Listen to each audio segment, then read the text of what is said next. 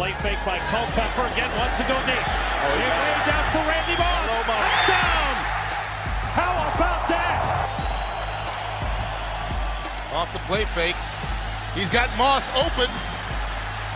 8-stride touchdown Vikings. Oh, man. Love that. Old days. Love that. Little Daunte Culpepper to Randy Moss montage to start the show here. This is Purple Daily. Mackey Judd, executive producer Declan, presented by our friends at TCL. Enjoy more of what you love with TCL. And gentlemen, you know, this is the off season, right? Like technically the off season starts after the Super Bowl. And there's that first chunk of 3 months where it's exciting off season. There's news, there's speculating on free agency and draft, mock draft season, and then there's schedule release season, which is like, 2 weeks after the draft. But we've entered like the 2 month stretch between now and training camp where the content canvas is blank, if you will. Mm-hmm. And we're still going to be pumping out daily Vikings entertainment. And we thought it would be fun. We used to do a podcast, and you can still find these episodes called Minnesota Sports Rewind. And we thought it would be fun to take that concept and bring it every single Thursday to Purple Daily and take a look back at some of the most fun, sometimes the most devastating, but some of the most meaningful moments, whether it's games, trades, seasons, etc., in Vikings history. And so today is our deep dive into 2004 peak Dante Culpepper, boys. Get your roll on. Oh, yeah. Everybody get your It is one of the best celebrations. That's right. Start slow. You got to start slow right slow. Here. Oh, yep. Look at this. Let's move a little faster. A little faster. Punch. In truthfulness, did you guys really like the role? Yes. I did. I was a fan of the role. As an 11, 12-year-old playing backyard football in elementary school, that was the move to do, dude. That was it. That was 100% it. That was my problem. Is I thought the role looked like fourth grade or fifth grade move. I just never thought. I never thought the role had a lot to it. Like I thought the role was like, it looked like a little kid. I'm not saying I hated it. It just wasn't all right. Okay. All right, move. Mr. Touchdown Celebration guy. What is an acceptable touchdown celebration? I would have liked if there had been, and this would have probably been flagged. Okay, so to be clear, it probably wasn't possible. I would have liked if Dante and Randy had come up with a move between them, because there were so many touchdowns between them, as we just saw. It would have been cool if there had been, because I feel like Moss would have contributed something really cool to the mix. But I think at that time that would have drawn a flag. So maybe a double moon, one on each side of the goalpost. Joe Buck can have a field day. For his shortcomings personality wise, Randy Moss was a pretty smart cat, and I feel and hip too. He very hip cat, and I feel he would have come up with something with Dante that could have been pretty good. Like now, I think it would definitely be on. For as old school as for as new school as Randy was during his career, he was actually pretty old school in that, like, he would score a touchdown and he would often just hand the ball to the official and run back to the sidelines. Maybe he'd moon the Packers, which we'll get to. But, boys, let me just set the scene here, and then we'll get to the framework for these episodes. We'll set the scene. We'll give you the need to know, and then we're going to dive into the usually 5 key questions surrounding said event. So 2004 Dante Culpepper. This was the last great year for Dante. He was only 27 years old in 2004. Putting up just ridiculous numbers, and then by the time he was 28, he blew his knee out the next year, and he was never the same. But he led the NFL with 4,700 yards passing, which was that was like one of the 3 to 5 best yardage seasons, I think, in history at that time. He finished second in completion percentage, just under 70% completions, second in touchdown passes with 39, second in passer rating, 110.9, and if Peyton Manning didn't put up even better numbers in most of those categories, Dante likely would have been the NFL's MVP. The Vikings also beat the Packers in a playoff game at Lambeau that year. That's the famous Randy Moss mooning incident. And boys, I actually have, and maybe I'll quiz you on this, I have a list in front of me of the Vikings starting 22 players, or at least the 22 players that started most frequently. Can you name the offensive starters on that 2004 team before we get to key questions? Dex, go, because I was in Green Bay covering the Packers that season, so I'm probably going to be a little bit behind. So starters. And now he admits it. There it is. Yeah. That job was living in Green Bay, hanging out with Brett Favre. You guys didn't know that? Oh yeah. I was spending all my money in Wisconsin. I was supporting the Packers. For all you guys know, I bought a little bit of that team. Yeah. I mean, you don't know. Yeah, Judd's an owner, man. He gets an invite to those free Me and bagel meetings Bernie. once a year. Me and Bernie. Bernie the brewer, or Bernie, our coworker Bernie. Bernie Lauer. Who's got a piece of the Packers? Do you think Bernie Brewer is also does he have one of those certificates? I just wish Probably does. Yeah. I just wish that he still slid down the beer mug after Brewers home runs instead of that stupid thing that they have at the new ballpark. I think he should get loaded and get in the bullpen car and ride it around. Yeah. I would. You know what? In Wisconsin, anything goes. All right, give me the running back, the two starting. You already know Randy Moss. I'll give you that one. The other starting receiver, Bennett was the running back, right? Yep. Kelly Campbell, the other wide receiver. Kelly Campbell was not a starter. So there's two wide receivers, Randy Moss and blank. TikTok. Wouldn't be Nate Burleson? Nate Burleson. Yeah, Nate Burleson. Yeah.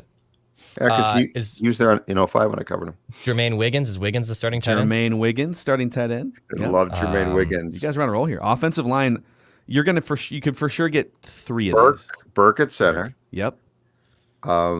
Mike Rosenthal was a started at one of the tackles, I believe. Even though this was according to this, he did not. He wasn't the majority starter. Okay.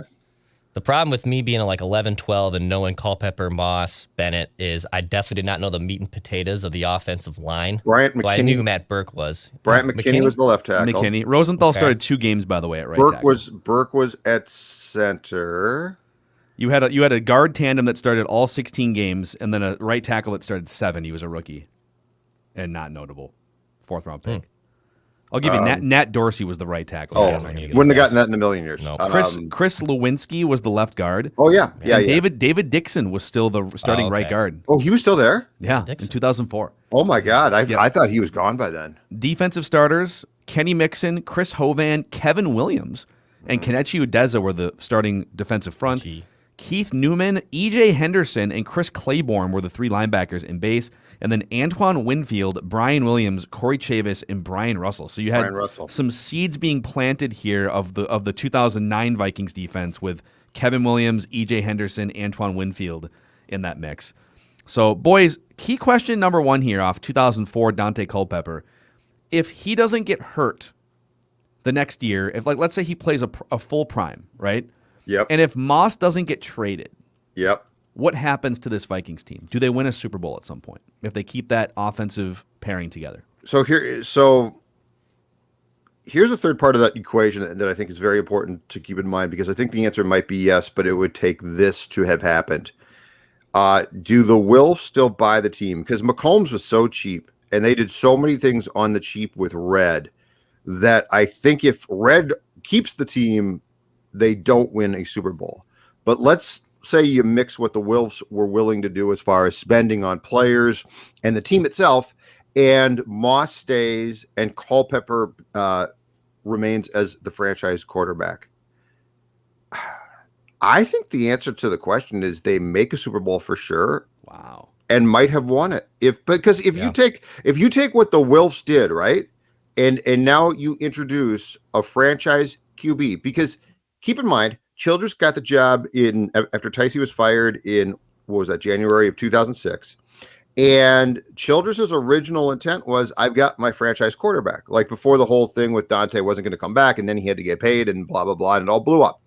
But if Childress had gotten his franchise quarterback instead of trying to draft Tavares Jackson, and then you've got, Brad Johnson starting, I think they make a Super Bowl. I really do. If you put all the components together of that stew, this franchise has its quarterback. If you guys recall, post Moss too, the receivers, I mean, we're not talking about a slight decline. We're talking about it went off the cliff. It went off the cliff. So, yeah, I think that there is a very good chance that this team would have been immediately competitive. And I guess the question is, does Tice get fired then, which he probably still does? But, yeah, I think you have a lot of really good players, personnel, and an ownership that would have been more aggressive, or certainly was. So I'm going to say make a Super Bowl is very realistic with that core. Look at the quarterbacks and teams that made the playoffs in 2005 of that season. So So the playoff teams were the Giants, the Redskins, the Bears, the Bucks, the Seahawks. The Seahawks 13-3, they go to the Super Bowl. These were the starting quarterbacks for every other team that year in the NFC for the playoffs. Eli Manning, who had a nice sophomore season, but nothing great, a passer rating of 75.9. The Washington Redskins had Mike Burnell leading them to the playoffs. That's Mark Burnell. Mark Burnell, excuse me. Put some respect on the name. The 2005 Bears were led by Kyle Orton. The 2005 Bucks, Chris Sims and Brian Griese, both split starts down the middle that year. Wow. Dante Culpepper, coming off an MVP season. If he doesn't get hurt, and he got off to a disastrous start statistically in 2005. He was pretty bad through like the first 4 games, like remarkably bad. Yep. But he is a better quarterback, and if Moss is here, that offense rolls. Like, I think they absolutely make a run in 2005. That's interesting. Yeah, the NFC in general was just sort of in transition because it was the Packers in the late 90s and the Cowboys and the Niners in the late 90s were really the teams that owned the NFC. And the Vikings popped up in 1998 and they went to a couple championship games. But for the most part, that period between like 2004 and then when Brett Favre arrived in 2009 to the Vikings, it was the Tom Brady and Peyton Manning show in the AFC. It was an AFC fireworks show. And then you had a random Seahawks team pop up with Sean Alexander and went to the Super Bowl, and the Packers had kind of gone down the tank, and the Bears had a couple pop-up seasons with a defense, but they didn't have a quarterback. And so I just pulled up even like the passer rating leaders the next year, and Peyton Manning was number 1, and you had Carson Palmer in his prime, but he was good, not great. Young Big Ben was 3rd in passer rating, and then you had Matt Hasselbeck, Mark Bulger, Tom Brady, Jake Plummer, Trent Green, Byron Leftwich, and Drew Brees with the Chargers before he was really Drew Brees. So to answer the question, I don't know if they win a Super Bowl, but if you can assure me between 2005 and 2009, because the 2009 thing is I still want that window for Brett Favre to be the quarterback because that was super fun.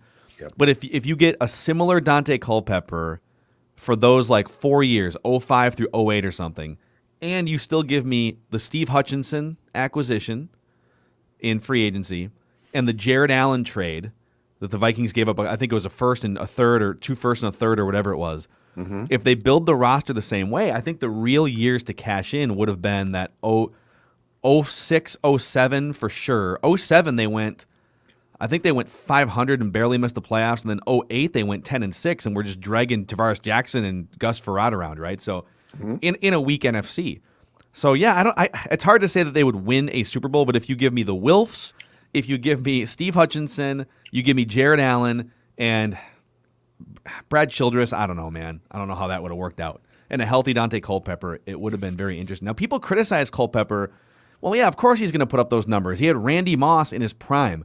How much do you guys hold that against 2004 or any sort of version of Daunte Culpepper? I don't at all. I didn't love... Brady had him too, by the way. Yeah. And Manning had Marvin Harrison. I didn't love Daunte as a player as much as a lot of people did, but I mean, Moss was there, and yeah, exactly right. Like you name me the great QBs who have not at one point in time had, a guy as a receiver who was really good. And so I don't hold that against him one bit. And that Vikings team found creative ways. I mean, that 2004 offense was creative. That 2004 offense was really, really, really well orchestrated.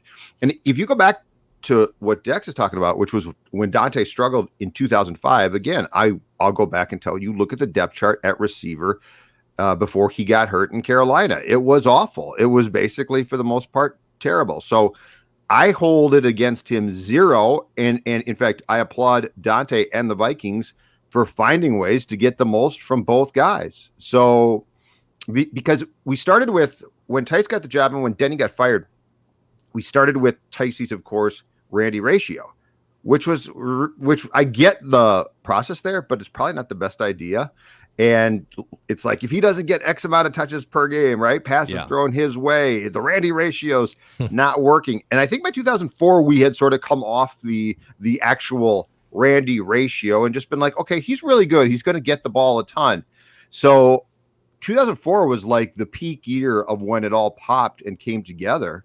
But as far as like penalizing Dante because he had great success with Moss, zero. He deserves, and that entire offense deserves a ton of credit. Yeah. Okay. Key question number 2: is Dante Culpepper's 2004 season one of the most underrated quarterback performances of all time? And let me give you some context there, okay? Mm-hmm. Now, since then, there have been a number of big, I'm just going to go off passer rating just for context. There's been a number of big passer rating seasons because the rules are a lot different now than they were even in 2004, certainly than they were in the 90s and the 80s. But up until 2004, the only quarterbacks to ever post a passer rating in a single season of 110 or higher were Otto Graham with the 1946 Cleveland Browns, which is amazing. Otto Graham was about 60 years ahead of his time. Tough as nails. Otto Graham. Yeah. You had Joe Montana in 1989, Steve Young in 1994, and then Peyton Manning the same year as Daunte Culpepper. So at the time of that performance, Yep. it was one of the 4 or 5 greatest passer rating single season performances in NFL history. Now, since then, you've had Aaron Rodgers has popped up on this list, 3 or 4 times, and Manning and Brady and Breeze and Patrick Mahomes, and there's been about 20 performances that are 110 or higher just since then. But is it? I mean, no one talks about it because Peyton Manning set the touchdown pass record, right? Is it one of the most unheralded single season quarterback performances ever? Yeah, it's outstanding. And here's where the Vikings get a ton of credit. And this is more probably Moss than Dante. But again, this also shows because in 2004 the league was very different than the league is now. Like there's almost no passing stat now where you're like, I just can't believe that fell. Like that's like the single season wise, it feels like if any stat falls now, we celebrate and it's cool, but we're like, of course it did, because the league and its rules are geared towards the passing game. But in 2004, we weren't completely there yet. We had definitely gone in that direction. Yeah. But yeah, I mean, it's one of the great years. And what made that year cool to me in watching it is the fact that, again, it was a combination of 2 guys. It's like a great point guard. It's like Stockton Malone. Like it wasn't just, oh, Dante's great. It was the Dante Moss thing worked to perfection. And this is, again, why I think that Moss's 884 should be retired and why he was such a great player. Randy Moss, and heck, it's true with Tom Brady too. Randy Moss changed the teams that he played for at one time. And this wasn't true every year. It certainly didn't come to fruition with Oakland. But when you look at 98, when you look at 2004, when you look at Randy with the Patriots, he had the ability, and this still, the quarterback gets credit. So I'm not saying, well, I dismiss what Brady did with him or what Dante did with him. But if you found the right combination, it had the ability to change things. So I think what should be talked about and heralded as the greatness is, and probably, again, doesn't get enough credit, is the role that both of those guys played in making that such a sensational thing. And that's something else I think the league took a look at and said, how do we continue down this path? It's a lot of fun. People like it. I mean, it's basically a weekly highlight show, right? Yeah. Like as opposed to the pound and ground. Oh man, I love those Packer Vikings games where they like run the play action. Like we played the video clips off the top, and for the podcast audience, the 3 clips we play were all play action. So and a couple of them, Dante's like hiding. He was great at like hiding the ball, just kind of walking back like he's not doing anything, and all of a sudden he turns around, and throws the ball 60 yards in the air on a dime to Moss in the back of the end zone. Those were dimes from a long ways away. He had one of the biggest arms in the NFL. But it's nice when you run play action as opposed to like the 2 years later when Brad Johnson's running play action and it's like Bobby Wade running down the field or something, right? Yes. When you can run play action and you can wait a beat and a half, turn around, and Moss is like 5 yards clear of 3 defenders with an arm in the air, and you can just throw it as far as you want. He also, Culpepper, ran for 406 yards and 2 touchdowns, 5 yards per carry that season, which was another tool in his tool belt that I think people sort of took for granted then. Declan, was Dante the first quarterback that you grew up with? Yes. Yep, he was. Like my earliest Vikings football memory is 2000. So I remember 41 Donut. I remember the week before when they lit up the Saints. But yeah, Dante was my first quarterback. First football jersey I ever had was a Daunte Culpepper jersey. Dante and Teddy, man, they literally are my 1 and 2. They're my 1 and 2. They're my long lost loves. So key question number 3 then, as we sort of move along the line of Daunte's career. It wasn't that he wasn't appreciated at his peak, because I think people talked about him and certainly respected his 260-pound frame that could run for touchdowns. He had 10 touchdown runs in one of those years. But how do you think Daunte and that skill set that he had, the big arm, the running ability, how would he be viewed in today's NFL? How would he stack up against some of the other mobile quarterbacks? I think he'd stack up pretty well. And the thing about Culpepper that struck me, and I don't remember, so I was in my 30s. I think I was 30 in 2000. So the first year he started. So I had certainly been following the Vikings for quite some time. I don't remember, you guys, a quarterback that not only was as mobile as Culpepper was when he began to start for the Vikings, but also basically was built like a linebacker. Yeah. And that's the thing, is like, he destroyed people. He wasn't mobile in like, oh, he could just run and then he runs around guys.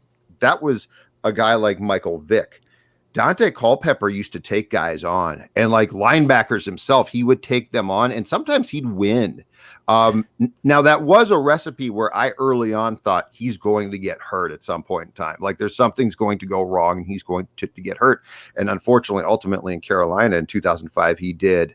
But I'm just hard pressed off the top of my head at that time to think of many quarterbacks who had the skill set of, yes, he can run, and by that point, we had certainly seen guys at that position who could run. But think back to how big he was. And like, he was intimidating. And so he could not only run, but he could get, let's say 4 or 5 more yards by basically just bullying guys down the field. Yes. Yeah, I think, like if you look at today's game, you can probably point to almost half the quarterbacks in the league, if not more, have some level of athletic ability. Josh Allen, Pat Mahomes, like able to flush out of a crowded pocket or keep a play alive that wasn't supposed to be kept alive. And 2004, when you look at like that same list of quarterbacks we read, exactly. The passer rating list, or 2005, I guess, the next year, how many of these guys are keeping plays alive, right? Like Daunte was. It was a pretty rare skill set. Peyton Manning, no. Carson Palmer, no. Big Ben, a little bit as a young guy. Hasselbeck, no. Bolger, no. Brady, no. I feel like, too, we were getting out, like, 3 years before, it was Culpepper, McNair, McNabb, Vick. Like, I think we saw... Steve Young was still in the league for a while, like in the late 90s. But none of those guys, again, could take guys on. Like they desperately tried to avoid you. Yeah, Daunte would truck a linebacker. Yeah, Daunte said, I'm coming at you. Yeah. I don't remember that before that. Yeah. And he would also, one thing with him too is, and I think this evolved a little bit in 03-04, but he was kind of a first read and run guy for a couple of years there too, where, all right, if Moss isn't open, I'm just going to run for 600 yards this season and 10 touchdowns, right? And it worked okay. But as I feel like in 03-04, he got better, and he carried the ball 106 times in 2002. Yep. And that number came down by like a carry a game or so in 2004. So he was at least once or twice a game, I feel like, just remembering back to using his mobility to stay behind the line of scrimmage and throw a ball down the field, which is how you should use your mobility. Okay, key question number 4 is presented by our friends at Federated. Maybe the Vikings should have had some better insurance policies for when Randy Moss left the following season via trade. They didn't have a lot of risk management protection at that position, wide receiver. Federated helps business owners across multiple different industries. You can find the list at federatedinsurance.com. They're one of us, based in Owatonna, Minnesota, founded in the early 1900s. They have over a century of experience in helping business owners. They also support Purple Daily and Mackey and Judd and help us entertain you on a daily basis. So support them if you can, and if you're a business owner. Federatedinsurance.com. And remember, at Federated, it's our business to protect yours. On the Randy Moss front, key question number 4.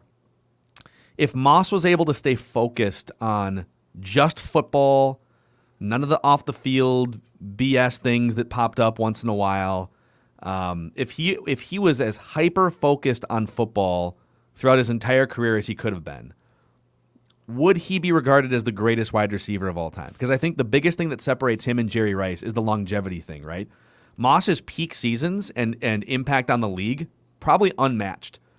But Jerry Rice was so hyper-focused and obsessed into his early 40s at being the best wide receiver in the NFL. Yep. Moss, his physical skill started to erode, his straight line speed eroded, and he just I think he just started to get temperamental and disinterested, especially in Oakland for a couple of years and at the end of the Patriots run. And he was just kind of done by the time he was in his mid-30s. But would he have been the greatest wide receiver of all time with a couple personality changes? So he was definitely a recalcitrant human being, and he couldn't stand adults, and he didn't trust them. I mean, he did some great work behind the scenes for and with kids. But here's the thing about Moss that I don't think we fully get, including me. I saw a glimpse of this when he came back here in 2010, but Randy Moss was very dedicated to the craft. Like, he was a really smart dude, and he really studied. And I do think he was probably more all in on football than we think, because of the thing with the parking meter cop downtown, where he basically moved that person with his car, and then there was a blunt in the car and blah blah blah. Here's my thing with Moss. I don't think he would be regarded as the greatest receiver of all time, but I do think this. I do think he is, and this is probably as important or more so to me. He's the most explosive receiver of all time. And I think he holds that mantle to this day. I saw, what was the debate on Twitter that came out this week? Was it Tyreek Hill? Yeah. Is Tyreek Hill the most explosive player? I mean, or was it this guy, Randy Moss? And it was clearly done by people that didn't see Moss play in Moss's prime, which is hilariously funny. Yeah. But I don't think, because here's where I will give Randy the benefit of the doubt, Phil, on your question. If you think about how he played the game, okay? Because like Rice adjusted and morphed his game and stuck around because of that. But if Randy had become a possession guy, like, that wasn't Randy. He was an explosive down the field threat, and he was magnificent. But that has a shelf life, and it's not Randy's fault. You just get older, and then you can't do it. So I think the answer to your question is no, but I do regard him as the most explosive receiver of all time. And could that have lasted a bit longer if he had applied himself a little bit more? Perhaps. I just don't ever see him making the adjustments to the guy like Rice or now present day. I don't know if he's going to play, but Fitzy has made adjustments to stick around. Yeah. I don't think that was in Randy's DNA. So I'd say the answer to your question is no, but I do think explosive wise, he is the guy who ultimately changed the league to what we're seeing today. Yeah. What about you, Dex? Where are you at with Randy Moss historically? I think peak, if you look at any wide receiver's peak, their peak ability, Randy Moss is the greatest wide receiver of all time. Just the way he changed the game, his deep threat presence. Jerry Rice and others have accolades on him, and that's all right. But if you just look at when he was on, it was complete. It changed the position. It changed the complete game. It changed everything what he did. And was he an asshat sometimes? 100%. Oh, that's a great word. But at the same time, he was unreal, dude. He was kind of allowed to be like that because he was so damn good. So yes, at his peak, I think he is the greatest wide receiver of all time. Yeah. Yeah, I'm with you. Whenever we get into Hall of Fame discussions, this is big in baseball. It's always kind of a debate between longevity and counting stats versus peak greatness. And I use the Johan Santana example. He didn't even make it to a second year on the Hall of Fame ballot in the major leagues because his career was cut short. Right? He didn't have the longevity. He was kind of cooked by the time he was 31 or whatever. Mm-hmm. Right, but he had one of the greatest 6 or 7 year stretches compared to his era of any pitcher in our lifetimes. He won multiple Cy Young awards. He was regarded as the best pitcher in baseball for like a 4 or 5 year stretch. And yeah, but he didn't put up the same. Okay, well, to me, someone who is that great for like a 6, 7, 8 year stretch, or in Moss's case, more like a 10-year stretch, if your peak greatness is above everybody else's, then I don't really care as much about the longevity. Now, would it have helped him if he was still a quality receiver at age 38, 39, or if he had come back to Minnesota and, instead of being cooked and petulant behind the scenes, if he had throttled down and helped that team dig out of its hole, then maybe that would have added to his legacy. But peak greatness, I agree. Yeah. I think he is the fairest thing to say, and this is true and important in all sports, and football, it's huge. I think Randy Moss if we were to accumulate and put together a list of people that have changed and evolved the game the most, Randy Moss is a key member of that list. Because football, I mean, think about how it's changed since 1995. Think about how it's changed since 2005. I mean, football's evolved and changed constantly to become the game that it is today. And by the way, if it hadn't, I don't think it's as popular as it is right now. Like, I think it's popular, but if it's still, let's run the ball. Like if Zim's ideal offense was just the norm still, I think it's a very popular sport, but I don't think it's the sport among the masses that it's become.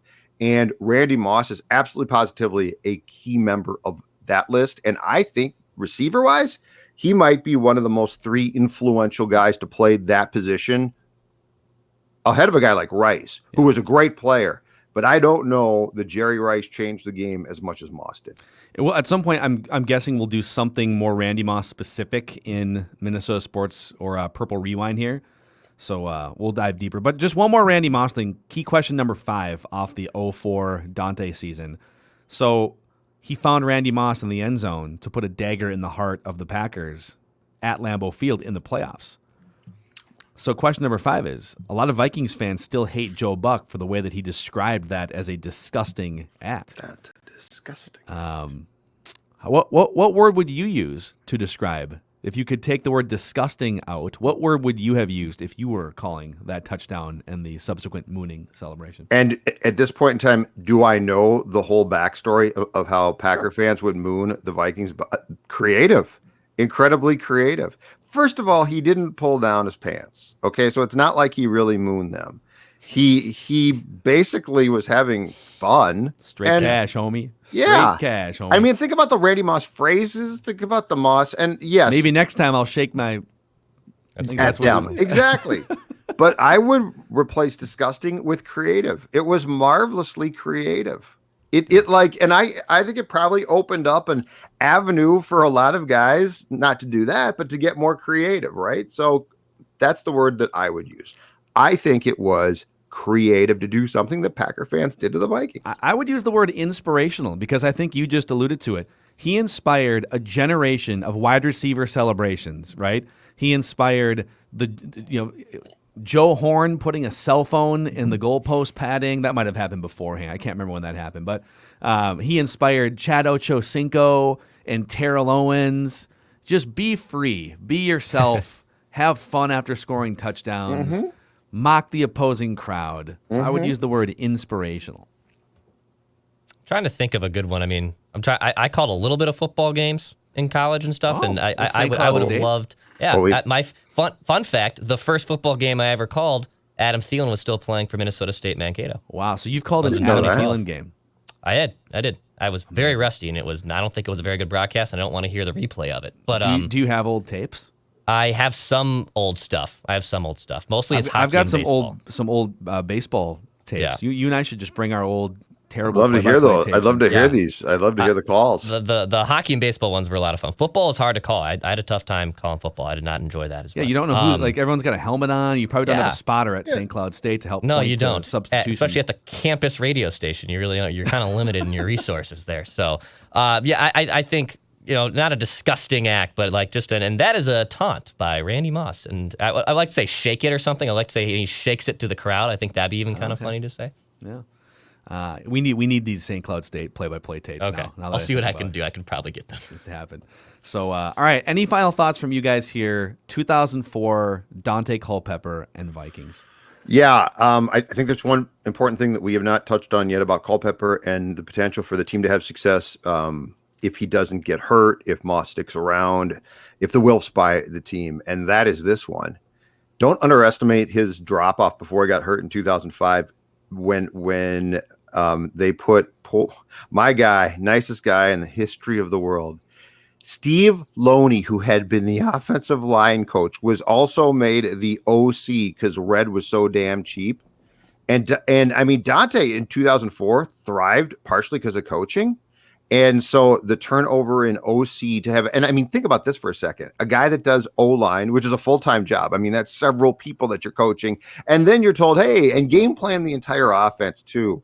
So again, that comes back to my point is if the Wilfs had come in here, and I think that they would have spent, which because they did, right?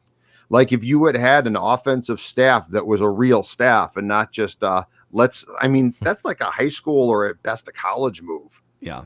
So Culpepper definitely suffered because of that. And I think that if you had had an offensive staff that had been bolstered by a group that was willing to spend on it, that Dante definitely does not take the sudden and drastic drop off that he did right before he got hurt. Yeah.